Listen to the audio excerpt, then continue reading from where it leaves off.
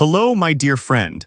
Have you ever had this feeling? One morning you look in the mirror not to put on lipstick or adjust your collar, but just to brush your hair. And then that brush carries away more strands than you remember. You pause, lower your hand. In that quiet moment, a wave of sadness passes through. No one sees it, no one hears it, but it's there.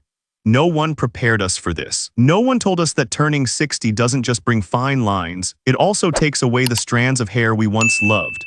Hair starts to shed. It thins. It falls flat, hugging the scalp as if it wants to disappear from our face entirely. And then we hear all kinds of advice. Cut it short, it'll look thicker. You need this product, that tool. But after all of that, why does our hair still feel thin and our spirit feel even more tired, my dear friend? Today I want to whisper something to you. The problem isn't your hair, it's how we've been treating it. Thin hair doesn't mean you've lost your beauty. It's simply your body's gentle way of telling you, please take care of me differently, be softer with me, and understand me more. And that is exactly what this video is here to give you. It's not just a tutorial on hair care. It's a wake-up call for you. I'm going to walk you through 5 common mistakes that are making thinning hair even thinner. These are small but frequent errors, and I'll show you gentle, effective solutions you can do right at home. You don't need an expensive salon. You just need a bit of knowledge, a few small changes, and a kind, patient heart for yourself. And if you stay with me until the end of the video, I have a special gift for you. A simple, surprisingly effective at-home treatment for your hair and scalp. One that can help you feel your hair becoming softer, stronger, and healthier in just a few weeks. Because I truly believe, no matter what age you are, you deserve to have hair that makes you smile every time you touch it. So my lovely ladies, let's begin. Mistake 1. Styling your hair flat against the scalp. Have you ever felt like your hair is clinging tightly to your scalp, so thin that you can clearly see the shiny skin underneath? If you've ever gently touched your hair and let out a quiet sigh, please know this, you're not alone. So many women over 50 have experienced that very feeling. Hair that once was thick and full of life now feels delicate, with more shedding around the crown or the hairline. Sometimes it's due to hormonal shifts after menopause. Sometimes it's the aftermath of major surgery. And sometimes it's simply the quiet passing of time. Thinning hair tends to lay flat against the scalp, not because you've done something wrong, but because the hair itself has become weaker, the follicles have shrunk, and elasticity has faded. Gravity pulls those fragile strands downward, making them hug your head even more, which only adds to the illusion of even thinner hair, even when you actually still have enough to gently tie into a bun. But here's the good news, you don't need more hair to look like you have more. All you need is to create a little space, just a bit of lift between your scalp and your hair. That small gap can instantly make your hair look fuller, fresher, and more alive. And no, you don't need to book a salon appointment. All it takes is a blow dryer and your own 2 hands.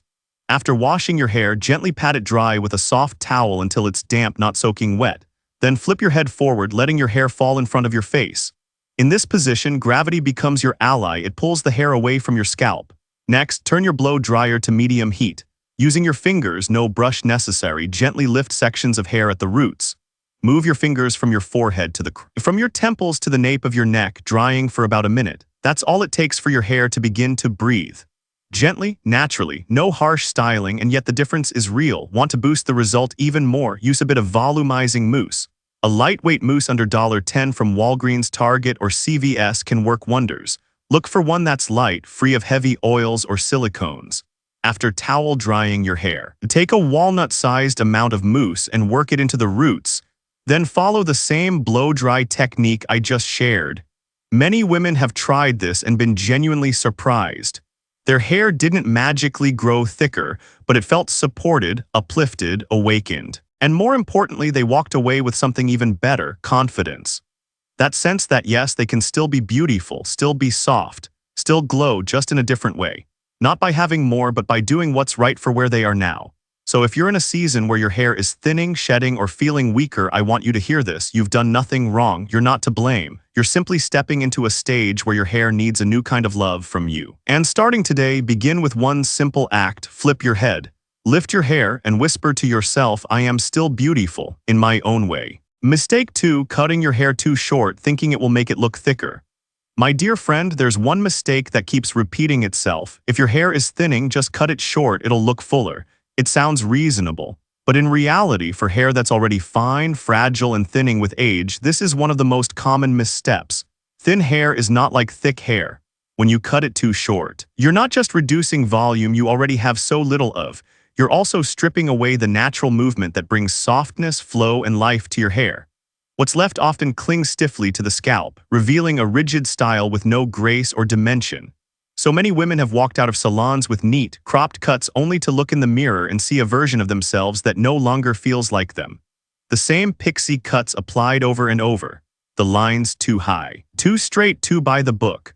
But gone is the softness, the femininity they once recognized. Some even say they felt like they were suddenly cast in the role of someone older, like a character from the Golden Girls. So please listen closely. The issue isn't whether your hair is short or long. The real question is, does your hair still move? Does it still frame your face naturally? Does it still feel like you with thinning hair? The goal isn't to cut more off, it's to create layers and movement. Here's what you can do instead: soft layers around the cheekbones to soften facial lines and create gentle accents. Light trimming at the crown and nape to keep the hair from feeling heavy while still providing volume where it matters. And absolutely avoid blunt cuts or razors. Those often make fine hair look even sparser and more frayed. And please remember this: you don't have to change your haircut just because someone says at your age you should. If you're unsure what to ask for, bring a photo with you, a style you love, or even a picture of yourself from a time when you felt most beautiful. Tell your stylist, I don't want a haircut that suits my age, I want one that suits me. Every woman holds her own image of what beauty looks like for her. And your hair, even if it's thin, can absolutely reflect that, if it's cut with care and in harmony with your spirit. Mistake 3, parting your hair in the same spot for years. Tell me if you agree with this. Most women have a fixed hair part. Some part it down the middle, others to the left or right, and they keep it that way for years, don't they? That habit might seem harmless. But if your hair has been thinning over time, that same old part could actually be one of the reasons your hair looks even thinner and why more of your scalp is becoming visible. Why is that? Because parting your hair in the same place every day puts constant pressure on that section of your scalp. Over time, the hair follicles in that area can weaken, the strands grow sparser, and the scalp becomes more exposed. This is especially true for women over 50 when hormone changes start affecting the crown of the head. A middle part in particular can highlight all those vulnerable areas. It creates a stark white line down the scalp, splitting your hair into two flat, disconnected sections. But here's the good news. The solution is simple. Just changing the position of your part can instantly make your hair appear fuller and more voluminous without adding a single strand. Try shifting your part slightly to one side, about an inch from where it used to be. Don't create a harsh, razor-sharp line. Let your hair fall naturally, softly, like a stream flowing around a breeze. This small change helps redistribute the weight of your hair, conceals thinning areas, and gives the overall look a fresh, lifted feel. Especially at the hairline and the crown, where post-menopausal hair loss is most common, this slight movement can make a noticeable difference. Want to take it a step further and trick the eye? Try a zigzag part. No need to make it too elaborate. Just use the pointed end of a comb to create a few soft waves along the part. This breaks up the harsh line of visible scalp, adds depth, and makes it seem like your hair has more layers than it actually does. A lovely woman in her 50s once told me, I have a hair whorl that runs straight from the top of my head to the nape of my neck. My hair always splits on both sides. I could never get it to lay right. I used to think my hair was ruined, but it turned out I was just forcing it in the wrong direction. You see, some of us are born with natural hair whorls that simply can't be changed. So instead of fighting them, work with them. Part your hair in the direction it naturally wants to go. Then lift the roots gently with your fingers, use a bit of lightweight mousse to hold the shape, and let your hair be itself. Don't force your hair into submission. Let it breathe, let it move, let it settle in its own soft rhythm. Because sometimes that softness is exactly what makes you look more beautiful, more graceful, and more confident than ever. A small shift, like changing your part, can create a big change in how you feel. Not just a feeling of thicker hair, but a sense that you're refreshing yourself. You're breaking free from an old habit and opening up a new path, gentle, radiant, and full of hope. Thin hair doesn't mean you're stuck with the same look forever. Sometimes all it takes is a new part and you become someone new. Mistake 4, not adding texture to your hair. Let's admit it, straight hair brings a sense of neatness, simplicity, and polish. Right? Absolutely. But once you're over 50, overly straightening your hair becomes a double-edged sword. Thin hair, when ironed flat against the scalp, reveals everything, every root, every thinning area caused by hair loss. Under the light, those sparse patches become harder to conceal. and instead of creating a graceful, streamlined look, your hair ends up looking flat, limp, and lifeless. That doesn't mean you need to go full-on curly. All your hair needs is texture, enough to breathe, to move, to trick the eye and add visual depth. A soft wave, a barely there bend, or even a gentle ripple can make your hair appear thicker and more vibrant. One of the easiest ways: braiding your hair before bed. Just wash your hair in the evening, let it air dry about 80%. Then loosely braid it into 1 or 2 soft plaits. In the morning, when you undo them, you'll have more than just light waves. You'll have natural, soft texture with no stiffness, no greasy roots, and no awkward creases. Another gentle option is using no-heat soft rollers. Like one woman once told me, please don't ever mention Velcro rollers again. They ripped my hair out in clumps. I nearly cried trying to untangle it from those spikes. That story stopped me in my tracks. For women with thinning hair, every styling tool must be chosen with care and kindness. Velcro rollers, the kind with the rough, sticky surface, might work for thick hair, but for fine hair, they are a nightmare. They cling, tangle, and break fragile strands far too easily. Instead, choose fabric-covered or foam rollers, or take the classic route used by generations before us. Wrap your hair in soft paper or a thin cloth. Then gently roll it around a round curler. It's an old-school method, but it carries a sense of love, like each strand is being handled with tenderness. You can pair this with a touch of lightweight volumizing mousse, or gently fluff the roots with your fingers after releasing the curls to enhance natural bounce. Texture isn't just a beauty trick. For thinning hair, texture is a visual miracle, a way of telling your hair, I'm not here to force you into shape. I want you to be soft and full of life. Let your hair breathe. Let it move. Let the breeze slip through the strands. Because sometimes it's that subtle, effortless movement, that whisper of texture, that makes you look softer, younger not by age, but by the light that shines in your eyes. Mistake 5: using too many products or the wrong kinds. If you've ever thought, thin hair needs more product to hold a style, you're not entirely wrong, but you're not exactly right either. For truly fine or thinning hair, too many products or the wrong ones can actually make things worse. They weigh the hair down, sap its volume, and strip away its natural vitality. We often fall into a routine that seems harmless. A bit of nourishing oil to treat the hair, a touch of styling cream to keep it in place, then a blast of firm hold hairspray to lock it all in. But by the time you're done, all that product has already crushed your volume before the styling even begins. Thin hair simply can't carry as much product as thick hair can. Instead of lifting it up, the weight drags it down. Instead of bounce, you get build up. And instead of feeling confident, you end up wanting to reach for a hat. Here are a few products you should absolutely avoid if you have thinning hair. Hair oil at the roots. Your roots need lift, not moisture. Oil at the scalp will only make your hair greasy faster and flatten it within hours. Stronghold hairspray, sure, it keeps things in place, but it also freezes your hair in stiff, separated strands, making thin spots more noticeable. Tight hair clips pressed against the scalp. These can break fragile hairs and thin your hair out even more. Instead, opt for lift clips or soft, crease-free alternatives. One elegant older woman once commented, "If you still have enough hair to braid, you don't really know what thinning hair feels like." That line stuck with me because it's true. So many styling tips and miracle hacks shown in beauty videos are demonstrated on thick, healthy hair. But women with sparse, delicate strands that fall out in clumps need something else. Real solutions. Solutions that come with empathy and understanding. So what does work? A simple, effective 3-product combo may be all your hair really needs. Volumizing mousse, a lightweight, silicone-free formula applied to damp roots. Just a dime-sized amount is enough to lift your roots without any sticky residue. Dry shampoo, not only does it refresh your hair between washes, but it also adds instant body at the roots and helps create natural lift. Texture spray spritzed from mid-length to ends. This helps give the illusion of fuller, livelier hair while keeping strands from clumping together. With this combo, you don't need fancy techniques. You don't need to worry about heat settings or spend long mornings in front of the mirror. Just a few mindful minutes and your hair can feel renewed, lighter, fuller, and more alive.